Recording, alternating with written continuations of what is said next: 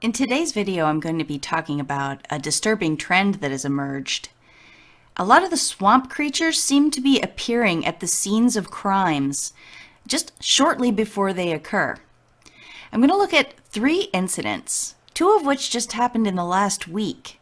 And then in the latter half of the video, I'm going to go over the details of the latest such event, which is the death of an Irish journalist named Lyra McKee. She was 29 years old.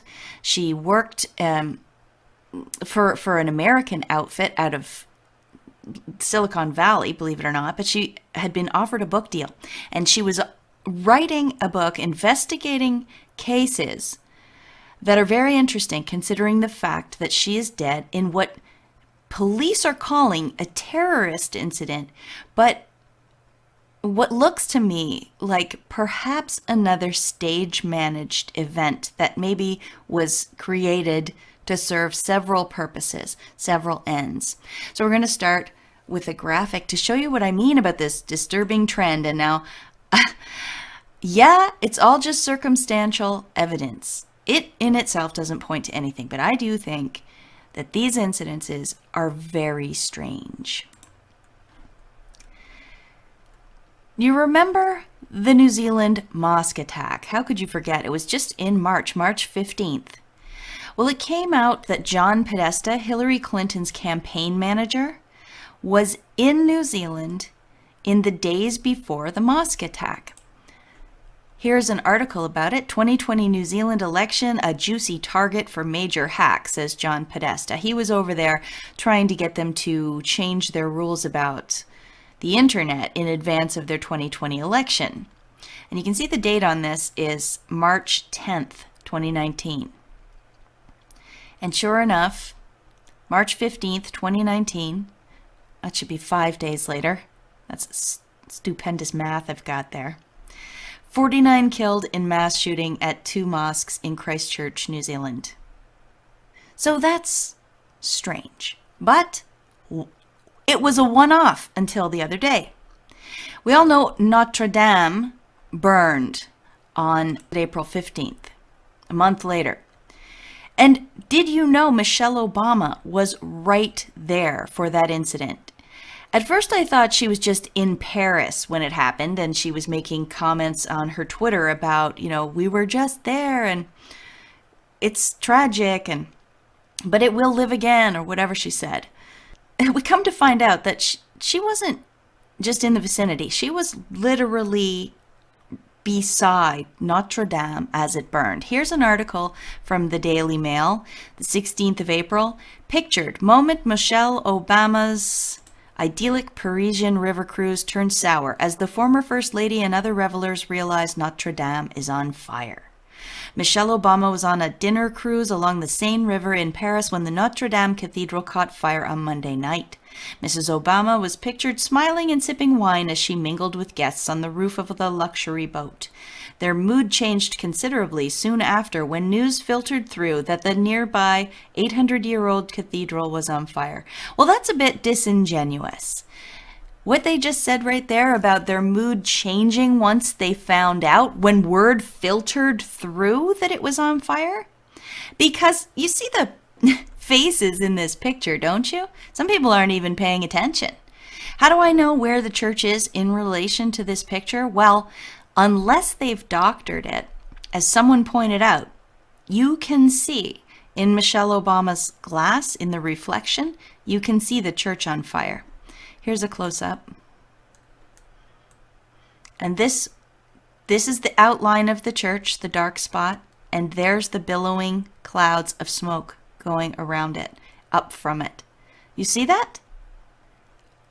I suppose it's possible that the Daily Mail doctored this photo, but why would they do that? So yeah, if you look at this picture, it doesn't look to me like anybody's mood changed considerably. How strange, how odd, and how bizarre that she was right there for yet another tragedy. And by the way, I want to point out, they did not call this a terrorist attack. They called this a terrorist attack right away, or an act of white supremacy, or whatever they called it. They said this was just an accident. And now we go on to the third thing that just happened overnight in Ireland at 11 o'clock. They say there were riots in a city called Derry last night where this young woman, Lyra McKee, was shot. I couldn't believe it, but Nancy Pelosi was in this very city where this riot happened and where this journalist was killed. This person, Leona O'Neill, she is in Ireland. She says she's a journalist in Ireland. And you'll notice, 9 a.m., April 18th, 2019. Speaker of the House, Nancy Pelosi, takes a stroll over Derry Peace Bridge. And this video's not working here. Nancy Pelosi was in the city when this happened. Journalist Lyra McKee shot dead in Londonderry, Northern Ireland. And this reporter was with, she claims she was with Lyra McKee, the journalist who was shot. So the reporter who was covering, one of the reporters who was covering Nancy Pelosi earlier in the day, went to this riot at night, says she was standing beside Lyra McKee when Lyra McKee was shot and subsequently loaded into a police car and driven away, and then later died.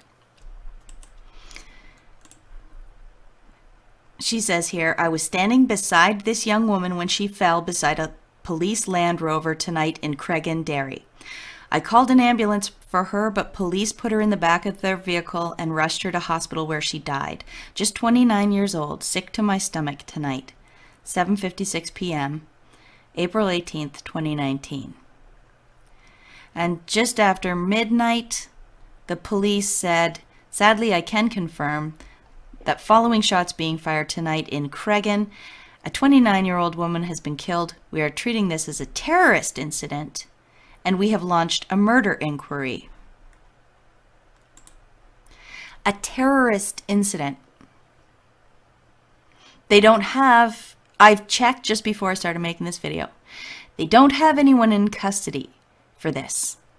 But right now they are saying it is the, quote, new IRA, militant Republicans in Northern Ireland that ran into the street, randomly fired up the street, and hit this journalist, Lyra McKee. Now, I want to show you some clips of video from Leona's Twitter timeline. She was there. Notably absent from her Twitter timeline is any footage of any gunshots, any footage of any rioting, but what I would consider to be rioting anyway, and no footage, no pictures, no commentary about this journalist being shot at all. But here, just have a look at some clips, very short clips that she took of what happened. And notice the behavior of the police Land Rovers. They kind of look like ambulances, but they're Land Rovers. What are they doing? It looks very Keystone Cop-ish to me. Have a look.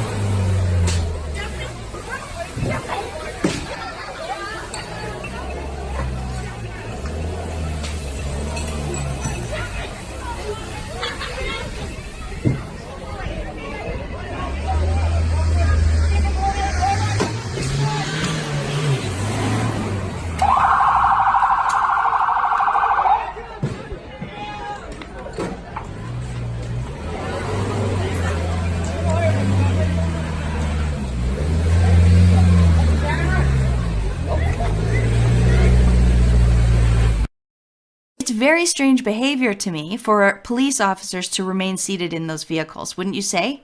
They don't get out, they don't do anything. Nobody seems to be attempting to stop what is happening at all. And really, they weren't under that much threat. He could have backed his vehicle into a safer place. He didn't have to keep it there and let it be on fire. Other observations, you don't hear any sirens coming from anywhere else. You don't see ambulances. There are no fire trucks. Where are the fire services in that town? What's going on? And this goes on for a long time. If you watch all the various video clips from all the various people that uploaded them, you're going to see that there's no action taken whatsoever. You don't see ambulances and you don't see fire trucks. At least I couldn't find any in any of the videos or photos. Not only that, but here, just look at these two clips, which show at first a truck on fire in the middle of the intersection down at the end, as far as you can see at the intersection. And then the second clip shows that a car has pulled up alongside that truck and it's already well engulfed in flames.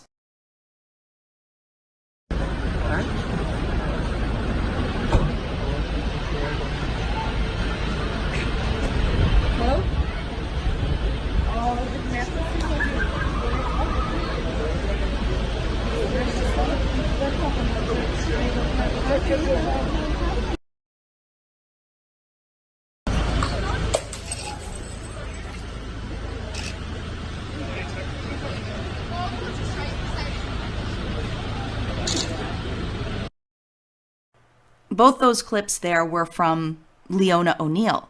How did she not capture any footage of the person setting that car on fire or exiting either of those vehicles? How did she not capture that at all? Not to mention, at no point does it appear to me that they tried to put out those fires. They purposely seem to have let those cars burn all the way as far as they would burn for dramatic purposes. There's no other real reason for it. The roads were accessible. We know this because we see a car drive by in the background. So surely a fire vehicle or an ambulance could have made his way up there. I truly don't understand the police response, the ambulance response, and the fire response to this incident. I don't understand the characterization of it as a riot either, although that's debatable. And now I'm going to show you a video that was uploaded by another Irish journalist that purports to show, or at least capture the audio of, the shots being fired and then screaming coming from up the street.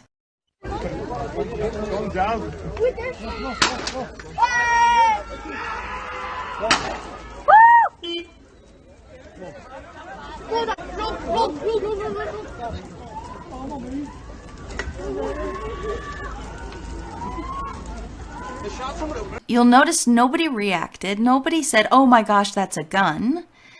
There had been lots of fireworks, firecrackers, and Molotov cocktails exploding and popping. So the difference between that sound and a gunshot, I don't know. Maybe the crowd just didn't understand what was happening.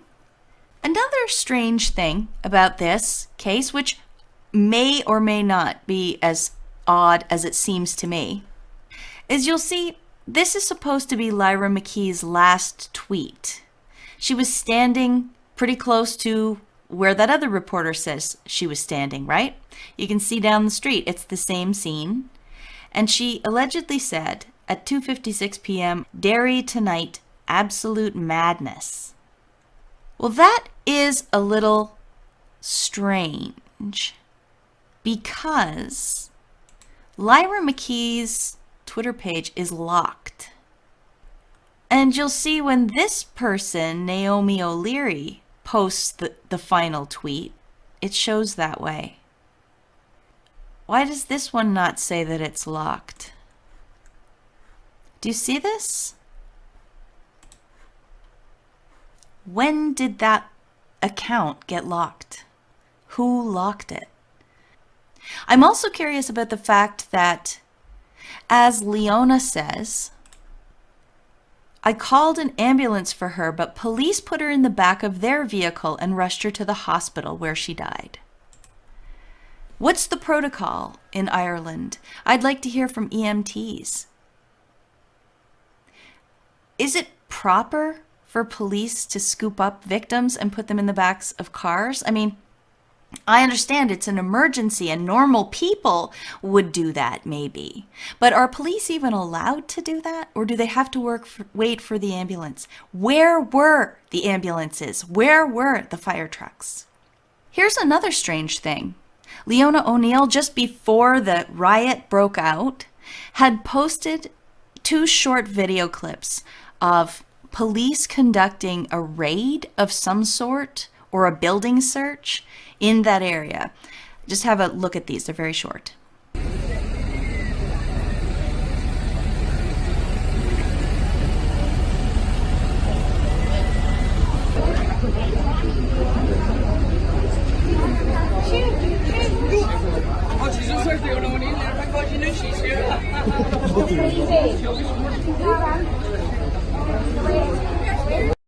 They've got the protective suits on, they've got masks on, there's a whole team of them.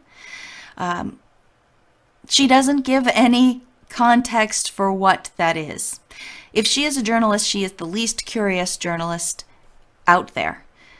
There is no context for what's happening. She doesn't appear to ask any questions. She doesn't appear to follow up with even any witnesses, let alone the police. I'm not sure what's happening there, but something was. Is it related to the riot? We don't know. Is it related to the shooting of Lyra McKee? We don't know. We don't know much. We only know the narrative. And here's the chief of police to tell you what that is. This public order situation saw over 50 petrol bombs thrown at the police, 2 cars hijacked and set on fire. And then, unfortunately, at 11 o'clock last night, a gunman appeared and fired a number of shots towards the police. And a young woman, Lyra McKee, 29 years old, was wounded. She was taken away from the scene of the police Land Rover to Altlegavin Hospital, but unfortunately she has died. Therefore, we have now launched a murder inquiry here in the city. We believe this to be a terrorist act. We believe it's been carried out by violent district Republicans. Our assessment at this time would be that the new IRA are most likely to be the ones behind this, and that forms our primary line of inquiry. Can I say also, I want to pass my deepest sympathies to the family.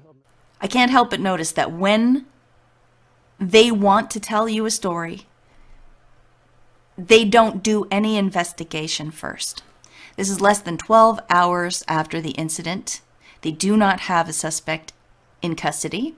They're just guessing as far as the evidence we've seen so far would lead us to believe, because nothing is definitive. And finally, there's one more part of this story that makes me wonder what's really happening here. Because Lyra McKee was kind of your typical progressive. The only people who get promoted these days are kind of leaning to the left and have progressive ideas. And she was a rising star. That's what they call her. Lyra McKee, 29, was described by one colleague as a rising star. Not one colleague.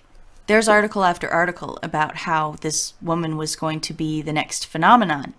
And she had gotten a book deal. She was going to write 2 books from a company called Faber. Signs 2 from rising star Lyra McKee. This is April 9th, 2018, so just over a year ago. And look here at what she was going to be writing about. The Lost Boys will explore the disappearances of a number of children and young men during the Troubles. Many of them were not believed to be victims of the IRA or the UVF. Some were kids who left home for school and never came home, and their disappearances were never solved by the police. McKee will investigate what happened to them. Missing children, missing boys, not believed to be any relation to the Troubles, which is when Ireland, Northern Ireland had to deal with the IRA terrorist organization. And Lyra McKee was investigating the disappearance of children that the police never solved. You know, that reminds me of, it reminds me of this guy. And it reminds me of the worst of the rumors about what these ones are up to too. It reminds me of my friend, an Irish journalist as well, Gemma O'Doherty, who has faced a lot of trouble and threats over her investigative work, especially as it concerns missing children where she is in Ireland. So, I have said in the past that when they do these staged events, FFs, some of you know what that is. I can't say it because of YouTube. When they do these staged events, I kind of think they shop them around so that anyone who wants to can get in on the action. It's never for one reason. So when I look at what happened here, what they have as a result of this riot and subsequent death of this journalist, Lyra McKee, they are now able to label white nationalists, white people who are nationalists, not white nationalists. They're able to label them violent, and they're able to label their acts as terrorism. They're shifting the narrative on Brexit and this whole Irish backstop story, which I admit I'm not all that familiar with. But they did say that they would, it would stir up the old IRA sentiments up in the north, and they'd have another round of the Troubles. And they are calling this the new IRA, and they're blaming it on Brexit. So there's that. That's two. And the third thing that this took care of is they're not going to have some go-get-em rising star investigative journalist looking into these missing children and young men. She's gone now.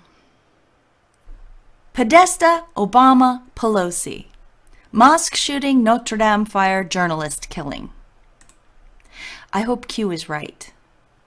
I hope that one day soon it will not be safe for these people to walk down the street, because right now, as they're walking the streets, we're the ones who are not safe. Rest in peace, Lyra McKee. There's part of me that hopes that the whole thing is fake and you're secretly alive somewhere. But you know what? It works better for them if you're not. And so, I say to you, I'm sorry your life was so short. It is a tragedy. I'm going to stop talking, everybody. Thanks for listening. If you would not mind giving me a thumbs up, that really helps. And I'd love to hear your comments. Also, if you know anything else about this story, please leave those links or your commentary below. And I'll leave links in the description box, as well as a link to my paypal.me if you would like to say thank you to me for my work. If you would like to help me keep doing it, that information's there for you. All right, everybody, until next time, peace out.